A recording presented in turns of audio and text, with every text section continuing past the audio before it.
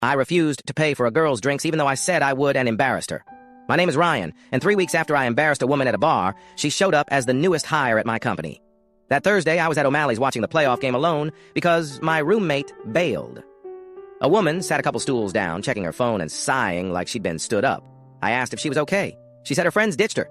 We talked about work and the game, easy conversation, and after a while, I offered to buy her a drink. She smiled and said sure. At the bar, I ordered another beer and told the bartender she could get whatever she wanted. She asked for a vodka soda, then quickly added, "Actually, make that 4. My friends just texted, they're almost here. I'll have theirs ready." The bartender started pouring before I processed what she'd said. 4 tall glasses lined up, $46 and change. I'd offered her 1 drink. Not a welcome package for strangers. When the bartender looked at me for payment, I put down cash for my beer and said she'd cover the rest. I walked back to my seat while she called after me that I'd offered and was humiliating her. Her friends arrived mid-argument, and one of them paid while another loudly called me cheap. I finished my beer and left, telling myself I'd been reasonable. 3 weeks later, my boss, Christine, emailed that our long-awaited new hire would start Monday. We'd been drowning in work, so I was relieved.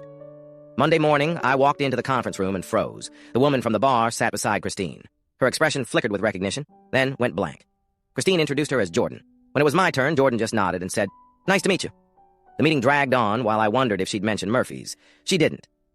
That week, Christine paired us on multiple projects. Jordan was sharp, organized, and completely professional. I started to think the bar incident was forgotten. 2 weeks later, we pitched a major client, Mitchell Group. I built the presentation, and Christine let me lead.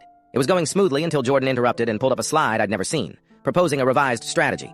The client loved it. Christine praised her initiative afterward and told me we'd talk later. In the elevator, Jordan finally looked at me. "No hard feelings about the bar?" she said calmly. "But you embarrassed me in front of my friends. I don't like being blindsided." The doors opened, and she walked out. A week later, Christine put Jordan in charge of the account, saying she'd shown leadership. I'm still on the team, doing research while Jordan handles the client calls for the project I started. I keep thinking about that night and wondering if sticking to principle cost me more than $46.